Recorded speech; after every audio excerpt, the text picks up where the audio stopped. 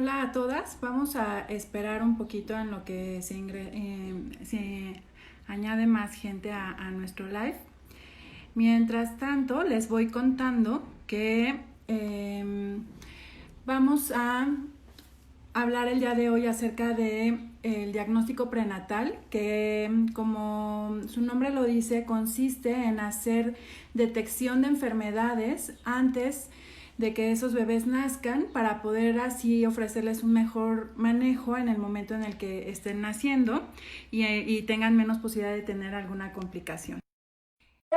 Hoy vamos a hacer un experimento tratando de hablar con los dos doctores con los que tenemos pactada la plática de hoy y son ginecólogos que conozco desde hace ya algunos añitos y que hemos trabajado juntos en el diagnóstico prenatal de las pacientes embarazadas que me piden que las acompañe durante ese proceso. Ellos son ginecólogos y además hacen una subespecialidad en algo que se llama medicina materno-fetal se trata de hacer diagnóstico prenatal, pero también ven a embarazos de alto riesgo. Hola, Lalo, ¿cómo estás? Hola doctora, bien, gracias. ¿Usted? Bien, también, muchas gracias. Aquí listos ya para cuando tengamos que empezar. Bueno, vamos a ver si nos sale el experimento de hacer cambio de usuario de la cuenta en un ratito, ¿Ok? porque vamos a hablar con Lalo y vamos a hablar con Luis, que ambos son los médicos de Instituto de Especialidades de la Mujer, ¿se llama? Para la mujer y Ah, diagnóstico prenatal, justo. exactamente. Y que ellos están muy cerquita de donde yo también tengo el consultorio y que por eso hemos hecho una buena sinergia de trabajo. Lalo, ¿te quieres presentar?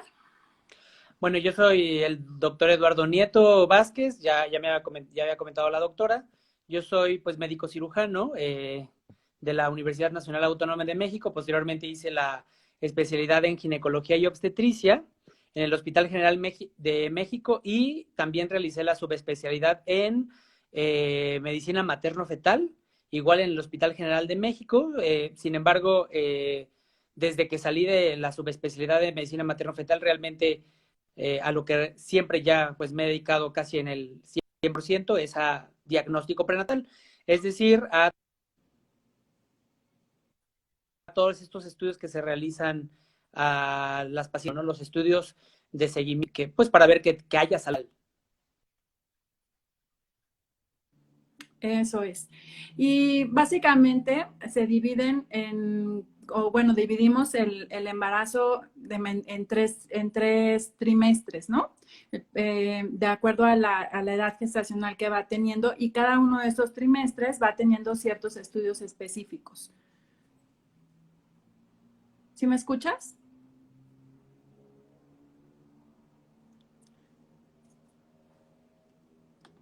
Hola, ¿se te fue el internet? Seguramente o la luz.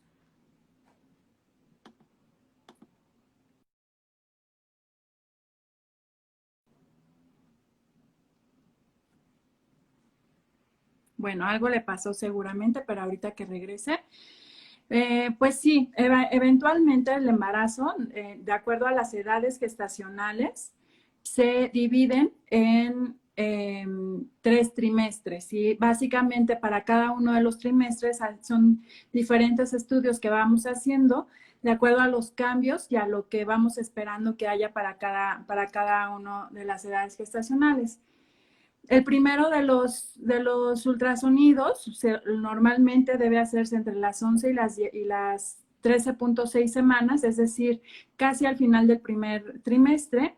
Y este ultrasonido nos ayuda a identificar sobre todo malformaciones cromosómicas muy frecuentes que pudieran dar datos de alguna de algún modo, tanto en el ultrasonido como con algunos exámenes de laboratorio, en donde se miden ciertas, como ciertas sustancias que en conjunto con el ultrasonido nos puede hacer la medición del...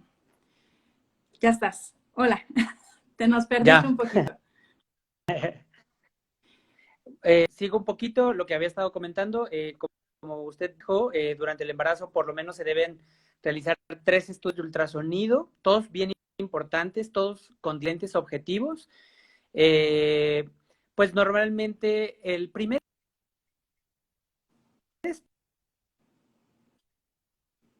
estudio que normalmente se puede hacer por ultrasonido es pues cuando la paciente... Otra vez te nos estás perdiendo. No sé si el lugar en donde estés tenga alguna falla con el internet. Si lo quieres revisar o usar con el internet de tu celular, a veces es más fácil que con el Wi-Fi. se sabe embarazada. Generalmente va con su Lalo, te perdimos. ginecólogo.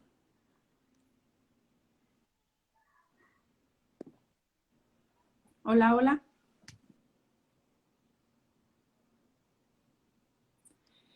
Bueno, y entonces en lo que regresa la comunicación con el doctor Nieto, les contaba que el 18 y las 22 semanas. Ese ultrasonido generalmente nos ayuda a identificar otra vez malformaciones físicas y también nos ayudan a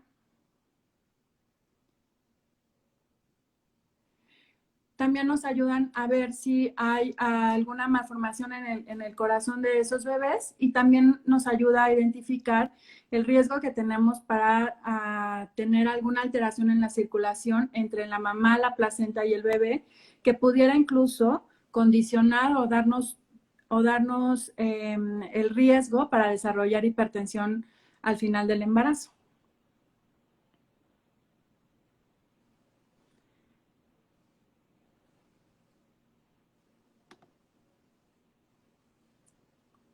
¿Ya regresaste, Lalo? Bueno, el último ultrasonido normalmente lo hacemos por ahí del 30 y 32 semanas, que también nos ayudará a saber sobre el crecimiento de ese bebé al final del embarazo y podemos dar mejor la posibilidad de que ese bebé se vaya a quedar pequeño al momento del nacimiento, es decir, que vaya a tener algo que se llama restricción en el crecimiento intrauterino y también nos ayuda a identificar las características del líquido amniótico al final del embarazo y nos siguen midiendo igual la comunicación en el torrente sanguíneo entre la mamá, la placenta y el bebé.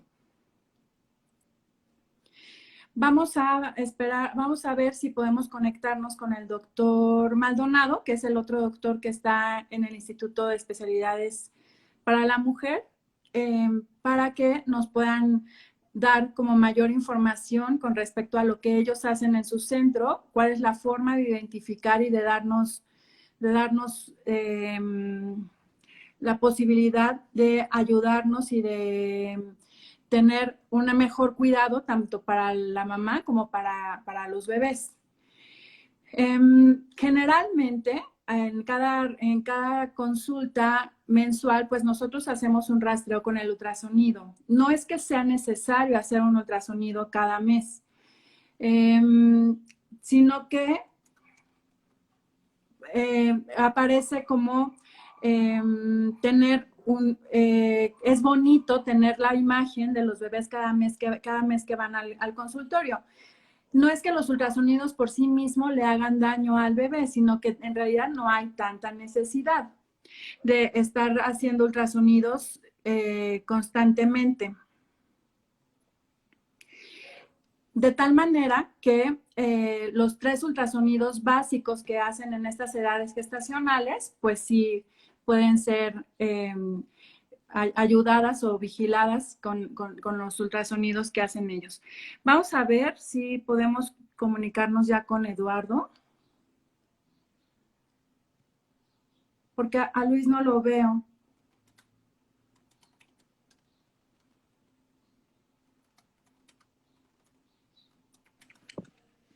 A ver si ahora sí. Ahora sí, ahora cambié de cuenta, tal vez puede ser eso. Tal vez, puede ser, puede ser. Bueno, perdón, de manera general, el Sí, tema que la doctora había estado comentando es que pues el primer ultrasonido que generalmente se realiza cuando una paciente está embarazada, pues generalmente es en el consultorio, es decir, la paciente va con su médico ginecobstetra y cuando se sabe embarazada, pues le hace un ultrasonido que puede ser endovaginal antes de las 11 semanas, pues generalmente es pues para evaluar vitalidad gestacional, o sea, que todo vaya bien, pero es un embarazo sobre todo para eso, ¿no? Para evaluar vitalidad fetal. Y los 3 siguientes estudios, como la doctora estaba comentando, que son súper importantes, pues el primero es el estudio que se llama 11-14, es un estudio que generalmente se realiza entre las 11 y 14 semanas, es así como el primero más importante, tiene muchos objetivos. De manera general, el objetivo principal, pues es, bueno, saber cuántas semanas realmente tiene la paciente.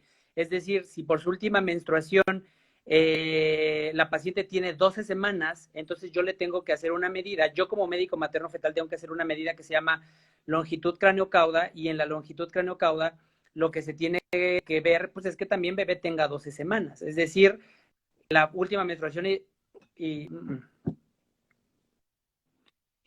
que la última menstruación y el tamaño del bebé sea acorde. Y también nos ayudará a saber, porque hay mujeres que no tienen su fecha de última regla muy clara, o la olvidaron o no corresponde, y nos ayuda a saber también la edad gestacional de esos bebés, y también para que al final del embarazo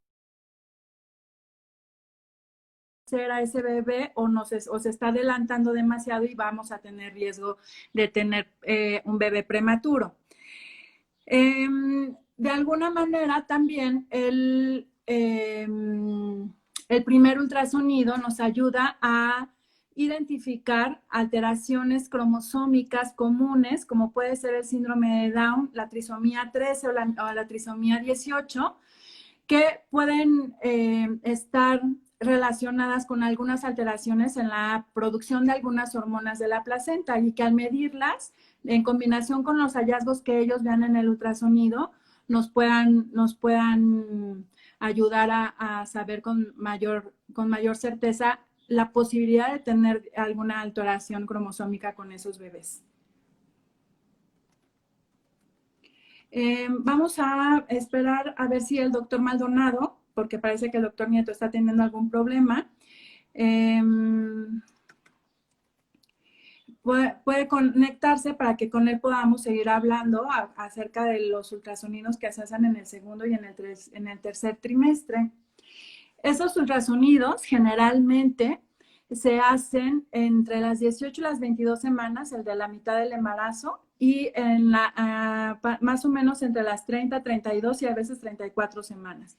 En algunas ocasiones nosotros también pedimos alguno al final del embarazo, cuando tenemos alguna duda de que el embarazo vaya a tener alguna complicación en el momento del nacimiento.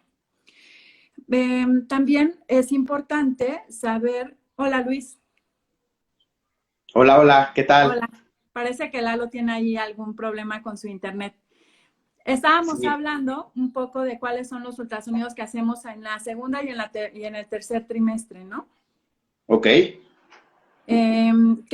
¿Nos puedes hablar un poco cuál es la necesidad de hacer este ultrasonido del segundo y el tercer trimestre?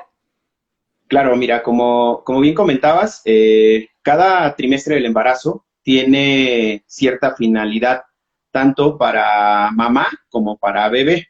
Lo que nosotros hacemos es realizar evaluaciones en determinadas semanas para identificar ciertos focos rojos que puede presentar durante el embarazo alguno en este caso, nuestros dos pacientes, ¿no? Tanto el caso materno como el caso fetal. El de primer trimestre, como estuvieron comentando, pues es un enfoque más hacia síndromes genéticos, como el síndrome de Down u otros síndromes un poco más raros que no tienen compatibilidad con la vida, y por eso es importante el realizar este tipo de estudios en el primer trimestre. Con respecto al segundo trimestre, es un enfoque totalmente distinto hacia el primero, como su nombre lo indica. Hay un modismo o hay una moda muy utilizada por las pacientes. Ellas mencionan a todos los ultrasonidos, le ponen el nombre de estructural. Ujú. Y es muy común que lleguen, vengo a un estructural, y nosotros suponemos que es un estudio, el estructural o morfológico entre la semana 18 a la 24, y pues cuando llegamos o tienen 30 o tienen 13, y eso es precisamente lo que queremos ahorita, aclarar las dudas y sobre todo ampliar el conocimiento de toda la mujer embarazada en este tipo de conceptos. El ultrasonido morfológico o estructural es aquel que se realiza entre la semana 18 y 24. El objetivo fundamental de este ultrasonido es revisar en el bebito nuevamente 7 marcadores para identificar o descartar síndrome de Down, específicamente el Down en el segundo trimestre. Además, es importante mencionar que es el mejor momento para nosotros evaluar los órganos de bebé, es decir, es el momento en donde nosotros ya nos podemos enfocar, en este caso en los bebitos, y revisarlos de cabecita hasta pie, órgano por órgano, para ver que se encuentren sanos. O, en su defecto, si nosotros encontramos algún detalle en alguno de estos bebitos, identificarlo y mencionar acerca de las posibilidades, el pronóstico o las alternativas de tratamiento que puede llegar a tener un estudio de segundo trimestre. Malformaciones encontramos muchas durante el embarazo y cada trimestre tiene la finalidad de enfocarse en algunas. Es decir, por ejemplo, si nosotros tenemos un feto con un labio leporino, que es algo bastante común en nuestro medio, va a ser un poco más complicado el que nosotros podamos integrar un diagnóstico en el primer trimestre, a diferencia de si nosotros vemos a un bebito ya alrededor de la semana 19 o 20. Nosotros ya en esas semanas, en el segundo trimestre, podemos ponerle un nombre a una malformación específica, llámese labio, llámese cráneo, algo muy común o algo muy frecuente, por lo cual la paciente embarazada acude con nosotros, es porque en algún momento en la calle a ella le mencionaron que el bebito puede nacer con mucha agüita en la cabeza. Eso se llama hidrocefalia y es algo que específicamente en segundo trimestre nosotros lo podemos evaluar y descartar sin ningún problema. Adicionalmente a esto, nosotros también evaluamos en el ultrasonido morfológico o estructural una parte materna, es decir, esas arterias uterinas que nosotros ya medimos en el primer trimestre, volvemos a hacer una reevaluación en el segundo trimestre para volver a reestratificar ese riesgo en el que nosotros dejamos a la paciente embarazada durante las primeras semanas. En términos generales, hacemos una conjunción. Lo ideal sería que nosotros veamos a la paciente en primer trimestre para el ultrasonido genético y en segundo trimestre para las alteraciones morfológicas. Se menciona que una vez teniendo esas dos revisiones por parte de un médico especialista o un médico materno-fetal, tenemos la gran mayoría de la porción o de las partes de bebé revisadas y descartado el gran número de problemas. Ahora, como me comentabas de tercer trimestre, ¿para qué sirve el ultrasonido de tercer trimestre si en primer y segundo trimestre prácticamente ya revisamos todo el cuerpecito del bebé? Bueno, el ultrasonido de tercer trimestre es muy importante porque hay que recordar que no solamente es el bebito, ¿no? Existe el riesgo materno que puede tener la paciente dependiendo de las comorbilidades que ella tenga en su embarazo. ¿A qué me refiero con esto? Bueno, si la mamá desarrolla, un ejemplo muy común, diabetes en el embarazo, eso le va a incrementar el riesgo y requiere otro tipo de vigilancia más avanzada durante el embarazo. Menciono la diabetes, la hipertensión, o bien el antecedente tan sencillo de las cesáreas previas que tengan las pacientes que nosotros evaluemos o que nos envíen los ginecólogos para hacer una evaluación. Es muy importante por la inserción anómala de la placenta, es decir, habitualmente la placenta tiene un sitio propio en la matriz para implantarse, pero existen algunas pacientes que por el antecedente que tienen de legrados o de cesáreas previas, la placenta se implanta en un sitio considerado como anormal, es decir, en el orificio cervical o en el cuellito de la matriz o en el sitio en donde nosotros realizamos la incisión de la cesárea previa. Eso condiciona muchas complicaciones que también son alteraciones de tercer trimestre. Además, existen muchos síndromes o muchas alteraciones que no se detectan en el primer y en el segundo trimestre, y el tercer trimestre es algo bastante prudente e importante realizarlo. Pongo un ejemplo para un síndrome muy común que nosotros vemos en tercer trimestre, la acondroplasia. La acondroplasia o las personas que son bajas de estatura, que son muy chaparritos, es una alteración que todos esos fetos durante las primeras 24 semanas son exactamente iguales que los fetos que tienen una estatura promedio o una estatura normal. Pero a partir del tercer trimestre, semana 26, 27, el potencial de crecimiento de esos fetos se va deteniendo, las extremidades superiores e inferiores, los huesos largos, se van acortando, van dejando de crecer durante el embarazo, y ese es el mejor momento para nosotros darnos cuenta. El objetivo primordial del estudio del tercer trimestre en general es evaluar ciertos órganos que en el segundo trimestre ya evaluamos, pero que pueden tener algún cambio con respecto al estudio realizado en el segundo trimestre. Recordando, nosotros evaluamos de cabeza a pies a bebé en el ultrasonido morfológico o estructural entre la semana 18 a 24. Bueno, ahí revisamos todos los órganos. Nos vamos a la semana 28 a 32, que es otro muy buen momento para evaluar a los bebitos ya en tercer trimestre. Y obviamente el bebito de segundo a tercer trimestre tiene que crecer y tiene que engordar. Por ende, o por la misma razón, hay ciertos órganos que transportan, por ejemplo, en el cráneo, lo que yo les mencionaba de la cantidad de líquido cefalorraquídeo que puede tener un bebito contenido en su cabeza, y cuando tiene más de lo considerado como normal, ponerle un nombre que se llama hidrocefalia, o por algunas infecciones que puede haber durante el embarazo, como por ejemplo el complejo TORCH. Eso puede condicionar que esa cantidad de líquido que en el segundo trimestre lo vimos normal, en el tercer trimestre se puede alterar. Es uno de los cambios o de los pequeños cambios que puede tener. Otro de los cambios que podemos encontrar es en corazón o en riñones, sobre todo porque nosotros tenemos que evaluar la cantidad de sangre que se transporta cuando un feto pesa 300 gramos a cuando un feto pesa 1,5 kilos, ¿no? En alguna de esas dos razones puede ser que alguno de los conductos, es una manera muy sencilla, y para explicarle a la paciente, que alguno de los conductos por donde se transporta la sangre pudiera no tener el calibre adecuado para conducir tanto la pipí como los vasos sanguíneos.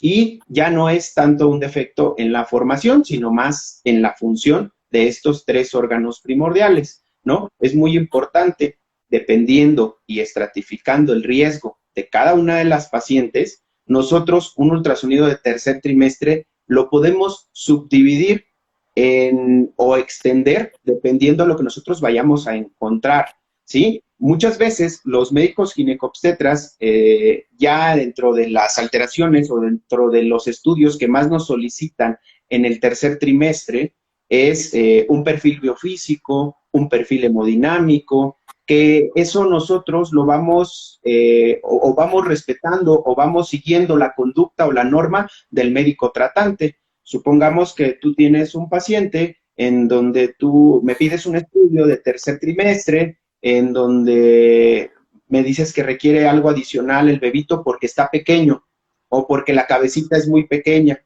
o porque la mamá tiene diabetes, o porque simplemente se le tomó un registro, se le escuchó el corazoncito a bebé en la consulta y no se escucha de la manera esperada o adecuada. Lo que nosotros hacemos es extender una parte, y existen dos métodos que por medio del ultrasonido nosotros nos podemos dar cuenta del bienestar de ese bebito, evaluándolo a una manera más profunda.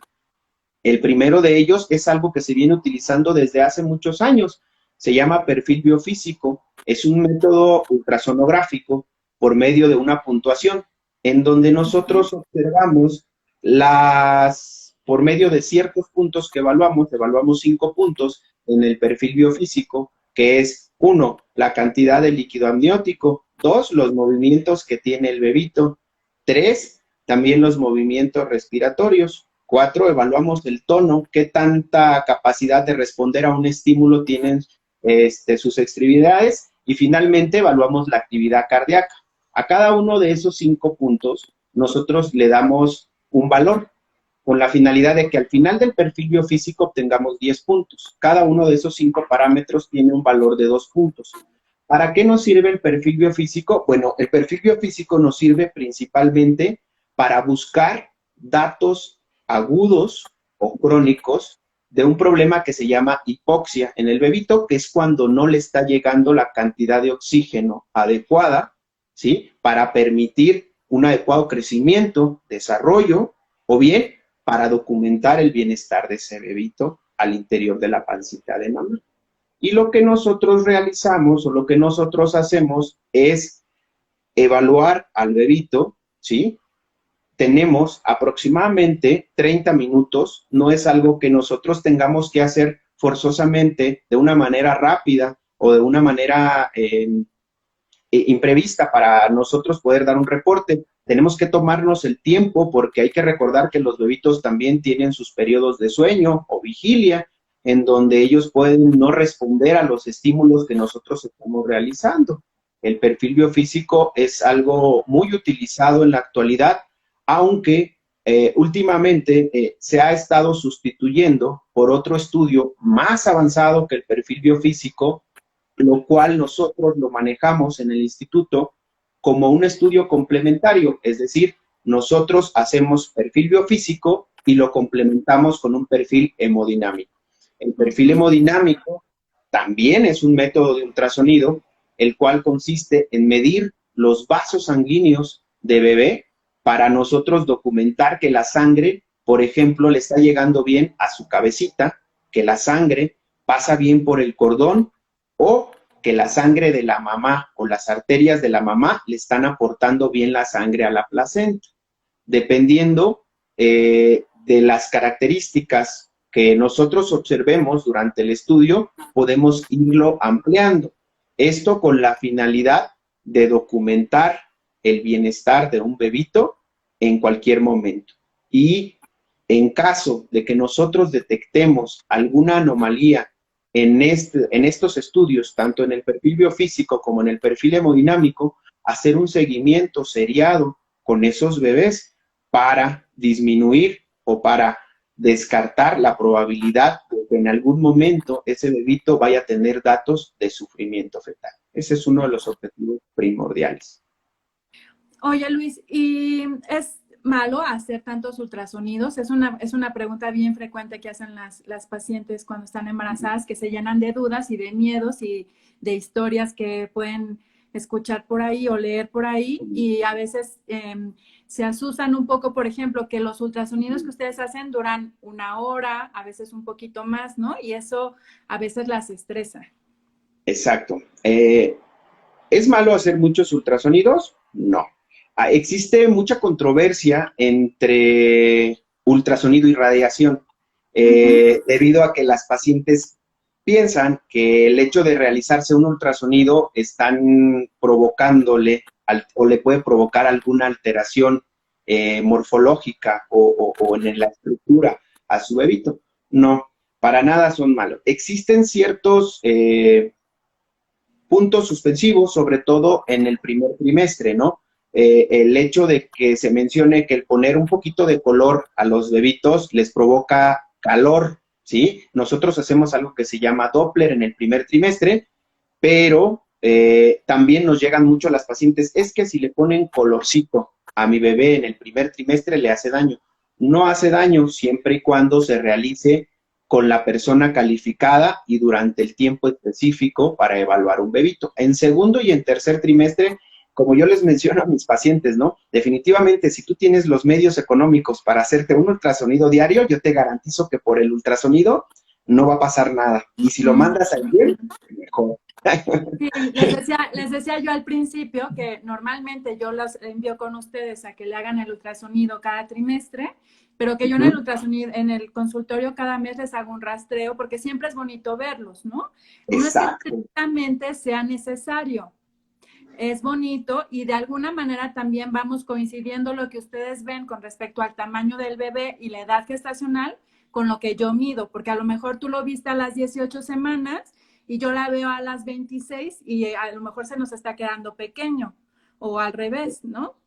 Exacto, es muy importante. Para nosotros es muy importante que el ginecólogo ya tenga como una herramienta más como el pinar o como el estetoscopio, el ultrasonido en el aspecto de la mujer embarazada. Es muy importante, es algo de rutina para todos los médicos y yo creo y soy consciente de que todos los ginecobstetras tenemos que estar capacitados para realizar al menos una medición de bebito, una fetometría, porque a nosotros hemos tenido algunos casos en donde el mismo médico, ¿sí? Como mencionaba, todos los bebitos en las primeras 24 semanas tienen la misma talla y el mismo peso, a menos que tengan algún síndrome o algún problema, puede haber alguna variación ahí.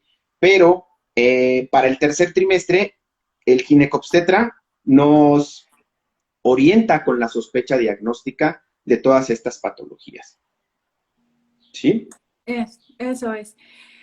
¿Qué pasa cuando tenemos un bebé que pensamos que tiene sospecha de alguna enfermedad genética? Me refiero en el ultrasonido del primer trimestre, cuando los marcadores que ustedes ven en el ultrasonido y las mediciones que hicieron de hormonas con el famoso duotest, que es esta medición de hormonas en sangre, y ustedes hacen como una comparación de esos resultados con lo que encontraron en el ultrasonido y nos hacen una medición del riesgo para complicaciones o para malformaciones. ¿Qué pasa cuando tenemos un bebé con riesgo alto de tener alguna malformación en el primer trimestre? Una pregunta muy interesante y muy importante el responder esta parte, ¿no?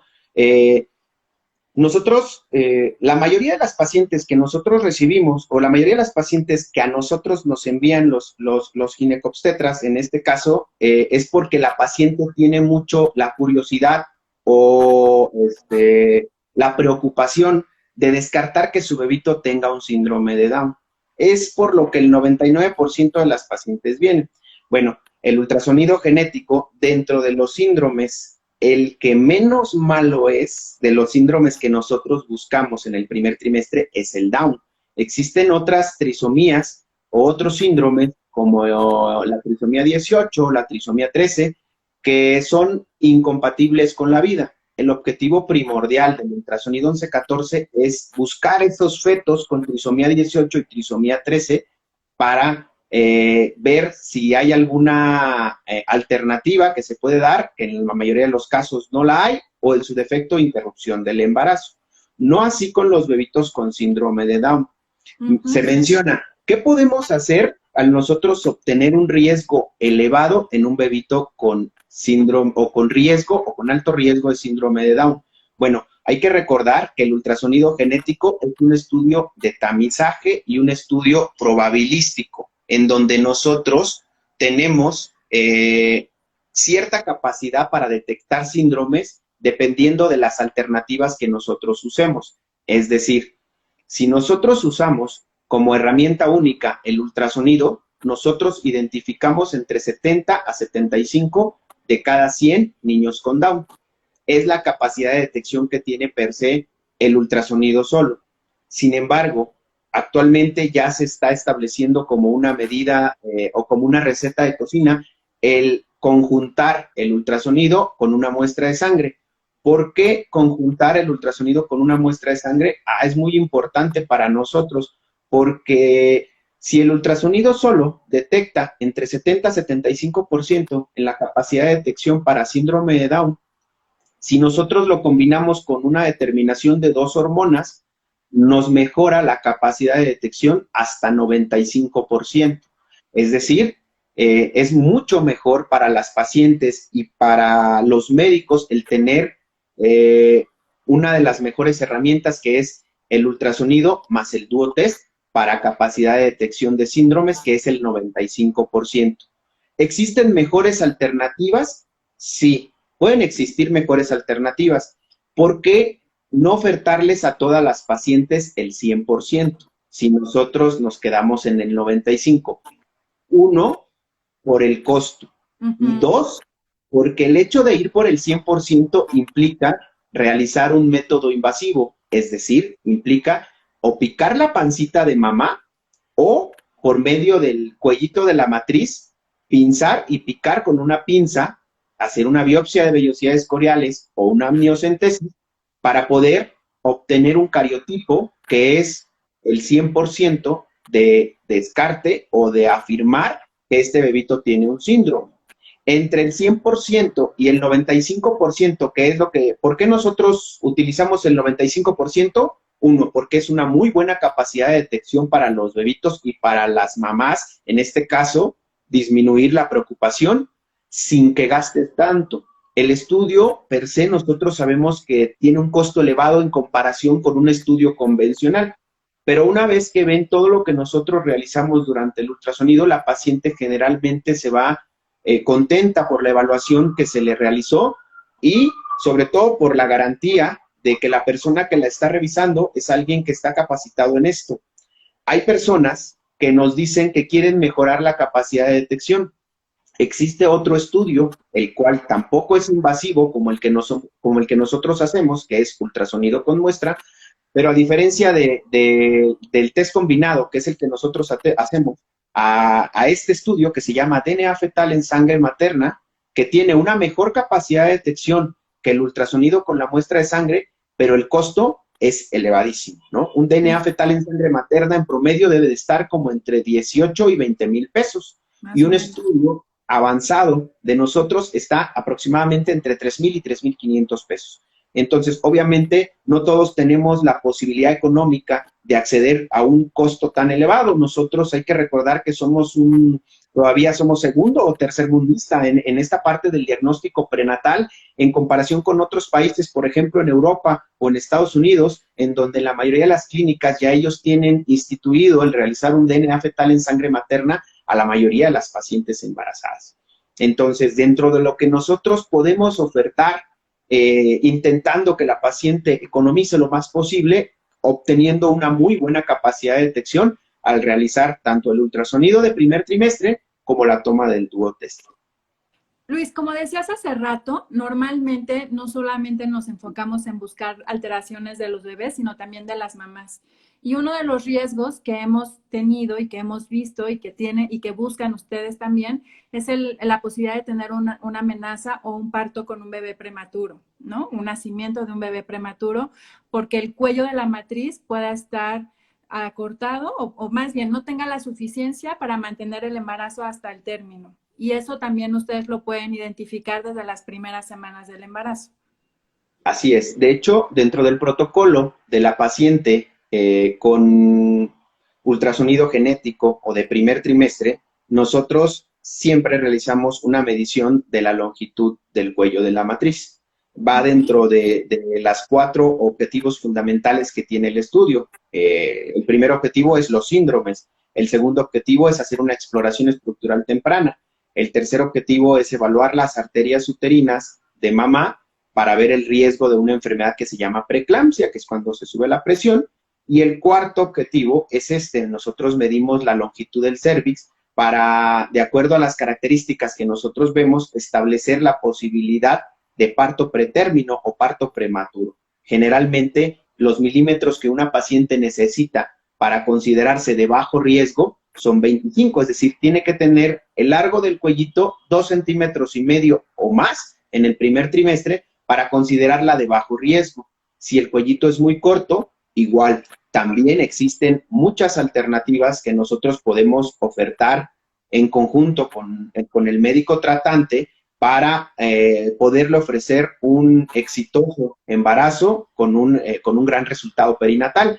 Es decir, no porque tengan el cuello corto o porque tengan incompetencia o insuficiencia en el cérvix, no van a tener la oportunidad de ser mamás, por supuesto que no. Es importante aclarar y mencionarle a las pacientes que si están teniendo pérdidas, sobre todo en el segundo trimestre, después de las 12 semanas, que dicen, pero es que mi bebito ya estaba formado, pero después nada más empecé con un sangrado y se me vino mi bebé.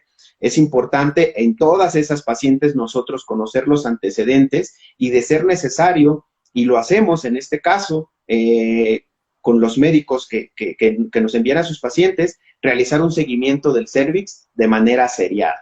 Es decir, irlo revisando, si lo vimos y mide 28 milímetros en el primer trimestre, hay que volverlo a ver a las 16 semanas, ver si se sigue acortando, y si se sigue acortando, platicar con el médico acerca de las alternativas de manejo, que o bien puede ser con medicamento, o bien podemos ir directamente, si el caso es un poco más extremo, a amarrar el cuellito para evitar que se abra y evitar mayores complicaciones. Eso es. ¿Y qué pasa cuando al final del embarazo encontramos que tiene poco líquido? ¿Eso es malo para los bebés? ¿Es malo para las mamás? ¿Hay que sacar a ese bebé urgente? ¿O es cuando hacemos el perfil biofísico y cuando estamos monitorizando? Ok, y también es una de las preguntas. Las alteraciones en la cantidad de líquido amniótico, sea que los bebitos presenten poco o mucho líquido, es anormal, ¿no? No es algo que se espere durante un embarazo, ¿sí? Si nosotros, lo que me preguntas en este momento, si un bebito tiene poco líquido, ¿es indicativo de interrumpir el embarazo? No, no es indicativo porque actualmente tenemos muchas alternativas de vigilancia fetal o de vigilancia del bebito adentro de la pancita que nos orientan en el momento en el que el bebé ya va a presentar datos de sufrimiento. Hace rato yo platicaba algo acerca del perfil hemodinámico. El perfil hemodinámico es la medición de los vasos sanguíneos de mamá y de bebé para poder documentar que aunque el bebé tenga poco líquido, adentro él se encuentra en buenas condiciones. ¿Cómo lo hacemos? Bueno, nosotros hacemos un seguimiento. Supongamos que una paciente llega con nosotros, nos la envían y le detectamos que tiene oligohidramnios o poco líquido en la semana 33, ¿sí? Es muy importante saber qué tan poco líquido, ¿sí? Si el líquido es definitivamente nulo, ahí se tienen que tomar otro tipo de medidas. Pero si tiene un poquito, ¿cuánto es poquito? Nosotros necesitamos hacer una medición de un pool que sea mayor a 2 centímetros para poder considerarlo como normal. En este caso, para poderle dar oportunidad a este bebito de seguirlo monitorizando y seguir vigilando a mamá. ¿De qué va a depender? Nosotros, lo primordial para vigilar a un bebito con poco líquido es el perfil hemodinámico, es decir, medir los vasos de bebé y medir los vasos de mamá. Aunque tenga poco líquido, mientras el flujo de sangre le esté llegando de manera correcta al corazoncito de bebé y a la cabecita de bebé, estamos en un buen pronóstico y con una buena desenlace perinatal o con un buen desenlace perinatal para este embarazo. ¿Hasta qué semana lo podemos llevar? Hasta la semana 37 o 38, incluso si se mantiene con un líquido no tan bajo. Ahora, otra pregunta muy frecuente es, ¿el hecho de que tenga poco líquido un bebé es indicativo de cesárea? No. También nosotros tenemos que especificar que no porque un bebé tenga poco líquido vamos a operar a la mamá al finalizar el embarazo. Si esta parte de la medición de los vasos sanguíneos de bebé y de mamá se mantienen en buenas condiciones y el bebé tiene una cantidad de líquido, por ejemplo, lo normal en la cantidad de líquido amniótico es que un bebé tenga más de 8 y menos de 18, 20, dependiendo de las tablas que nosotros usemos. Pero por debajo de 8 centímetros decimos que tiene oligohidramnios y por arriba de 18 decimos que tiene polihidramnios, siendo muy específicos al evaluar a un bebé. Si el bebito en lugar de tener 8 tiene 6 y estamos en la semana 38, bueno, nosotros platicamos con el ginecobstetra de acuerdo al seguimiento y les comentamos, doctora, pues este bebito ya no tiene caso que lo tengamos adentro, es un bebito de término, es un bebito que tiene poco líquido y la manera de interrumpir el embarazo es la que usted decide. Pero si nosotros encontramos alguna alteración al realizar la flujometría Doppler o el perfil hemodinámico en estos bebés, ahí sí tenemos que tomar medidas, dependiendo las semanas, incluso si es necesario iniciar inductores de madurez pulmonar e interrumpir el embarazo en una semana, aunque el feto no esté de término, si encontramos alteraciones en el bienestar de este bebé. Ok. Y una última pregunta, Luis, que creo que va a ser un poco incómoda, pero que también lo necesitamos hacer. ¿Cuál sería la diferencia en hacer este ultrasonido entre que lo hagan ustedes como médicos, ginecólogos, subespecialistas en materno-fetal que están dedicados y que solo ven bebés, a que lo hagan médicos radiólogos o en los laboratorios convencionales y que pudieran a lo mejor no tener como esa fineza para identificar ciertas alteraciones y que puedan ser medulares para hacer diagnósticos importantes. Ok, mira, es una pregunta muy importante, pero el hilo es muy delgado. Voy a intentar responderla. Yo creo que en este país existen muchos médicos capacitados. Digamos, nosotros hicimos una especialidad, que es ginecología y obstetricia, e hicimos una subespecialidad, es decir, dedicamos otros 2 años más de nuestra vida al aprendizaje de este tipo de patologías, ¿sí? El hecho de hacer un ultrasonido, un radiólogo puede tener mucha habilidad, ¿sí? Un médico que trabaja en el Dr. Simi puede tener mucha habilidad. La diferencia entre un radiólogo, un médico general o cualquier otra persona que se dedique al diagnóstico prenatal y los médicos maternos fetales va a ser en los comentarios, en las alternativas de tratamiento, en el conocimiento, en el pronóstico de estos bebés. Porque un médico radiólogo o un médico general puede identificar una hidrocefalia. Es algo muy técnico, ¿sí? Muy Pero el evidente. materno fetal, exactamente, es algo muy evidente. Es una malformación, o el labio leporino, ¿no? Ellos pueden identificarlo y pueden ser muy buenos haciendo ultrasonido y emitiendo un diagnóstico. La diferencia está, creo yo, entre nosotros, los materno-fetales, y el resto de personas que se pueden dedicar a esta parte, está en las alternativas de tratamiento que vamos a ofrecer ante una malformación o el seguimiento, la vigilancia. Si ustedes van, por ejemplo, no sé, en el Chopo, Jenner o Lab, etc., en cualquier laboratorio, ellos te hacen el ultrasonido técnicamente, puede ser muy bueno el doctor y decirte tu bebé tiene hidrocefalia.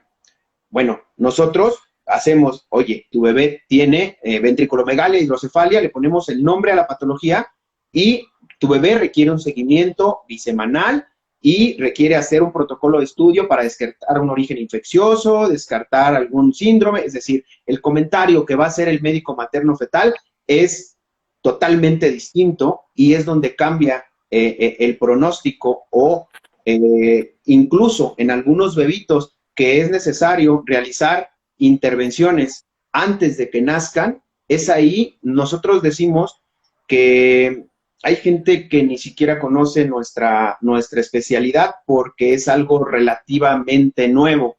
Pero una vez que llegan y sobre todo, desafortunadamente, una vez que tienen alguna alteración o algún problema con su bebé, ellos pues terminan encariñándose mucho con el médico materno-fetal por todo el acompañamiento, por todo el seguimiento, porque también nos involucramos mucho en el aspecto o en la importancia que le demos a los bebitos malformados, a los bebitos con síndromes, a los papás que sabemos que pueden tener recurrencia en las malformaciones.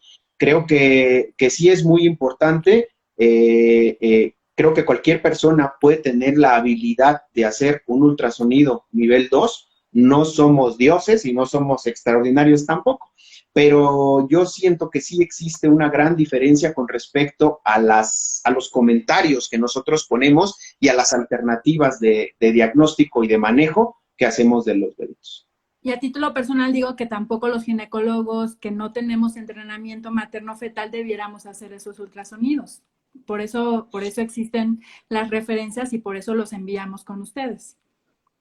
Exacto. Ahora te menciono algo que también es muy común, ¿no? Nosotros, hay mucho recelo todavía en nuestra profesión por parte de los compañeros. Digo, nosotros también somos ginecobstetras y muchos ginecólogos piensan que el hecho de que nos envíen a la paciente a nosotros les origina un riesgo en que ellos puedan perder a ese cliente o a esa paciente que tienen porque ellos al final se decidan quedar con nosotros, ¿no? Yo creo que en todo este caso existe algo que se llama ética profesional y tenemos nosotros en el instituto lo que queremos no es tener muchas pacientes de control, nos interesa mucho el cooperar con los ginecólogos y en el establecer un equipo multidisciplinario para ofertarle y para ofrecerle a todas las pacientes y a sus bebés las mejores alternativas. Yo creo que todos estamos igualmente capacitados para llevar un control de embarazo de bajo riesgo y de alto riesgo siempre y cuando nos apoyemos con las personas adecuadas. Yo creo que nosotros somos un apoyo a la ginecobstetricia para mejorar el control de la paciente embarazada. Perfecto, Luis. Pues muchas gracias. Creo que todo dejaste muy claro porque hoy no tengo ninguna pregunta, no hay nadie. Muchas felicitaciones. Tienen muy buenos comentarios y muchas gracias. Yo a título personal les agradezco mucho el acompañamiento estos años que estamos trabajando juntos porque lo que dices es verdad. O sea, han tenido no la oportunidad, pero la posibilidad de haber dicho, esta paciente mejor la veo yo y me la quedo yo y hemos hecho un trabajo en equipo. Y por otra parte, también ustedes siempre están pendientes. Cuando algún bebé no nos ha quedado muy claro, están pendientes. Y cómo nació el bebé y ya estuvo bien y la mamá. La verdad es que también ese seguimiento que hacen al final con los médicos, la verdad es que a nosotros y a los médicos que trabajamos con ustedes seguramente coincidirán que estamos contentos trabajando en equipo. Muy bien. Pues muchas gracias. Muchas gracias. Sí. Y bueno, haremos otras transmisiones hablando de otros temas mucho más profundos y ya invitaremos a Lalo a que se conecte desde otra red que sea un poco más fácil para él. Exacto. Para que podamos ahondar, y porque de esto también existen muchos temas, ¿no? Hay una infinidad de temas que podemos abordar y aprender desde ambos puntos de vista. Sí, muchísimas gracias. Al contrario, estamos para servirte y para nosotros es un honor el poder colaborar y contribuir, en este caso contigo, con tus pacientes, y lo que se ofrezca y lo que se necesite, nosotros estamos al pendiente. Muchas gracias. Hasta luego. Sí, Cintia, pueden guardar el like para verlo. Sí, de hecho se queda siempre en mi muro, y les dejo el link incluso en mi feed para que no se tengan que ir a Instagram Live. Así que ahí va a estar la plática. Muchas gracias. Bye. Hasta luego. Bye.